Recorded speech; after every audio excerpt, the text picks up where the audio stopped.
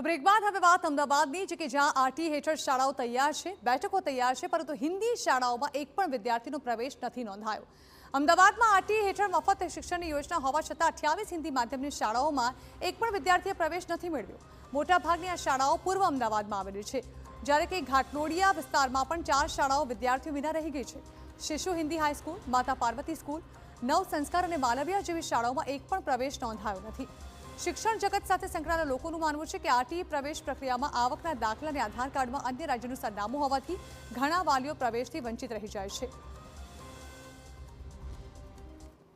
એમના લોકોનો આવકનો દાખલો હોતો નથી, રેસિડેન્ટ પુરાવો નથી હોતો, એના કારણે આ લોકો આવકનો દાખલો બનાવી શકતા નથી। શાળા શું મદદ કરે છે એમાં? શાળા અમને વાલીઓને આ મીટિંગ કરે છે, બાલવાટિકામાં ભણતા અમને કહીએ કે ભાઈ સરકાર તરફથી આરટીમાં એડમિશન ફાળવાય છે, પણ તમે આ વિધિ કરશો, તમે આવકનો દાખલો કઢાવશો અને જન્મ તો અહીંયા થયેલો વાંધો નહીં, પણ આવકનો દાખલો તમે કઢાવશો તો તમને 100% મદદ કરશે। તો આ તરફ ડીઈઓનું કહેવું છે કે પહેલા કરતાં હિન્દી માધ્યમના વિદ્યાર્થીઓની સંખ્યામાં ઘટાડો થયો છે।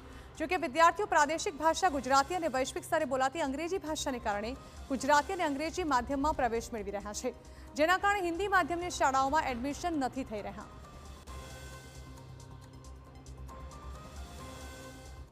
જે હિન્દી મીડિયમના વિદ્યાર્થીઓ જે પહેલાં હતા, જે ખાસ કરીને વધારે પ્રમાણ હતું, એની સંખ્યા સ્કૂલોની પણ હિન્દી મીડિયમની ધીરે ધીરે ઘટતી જાય છે।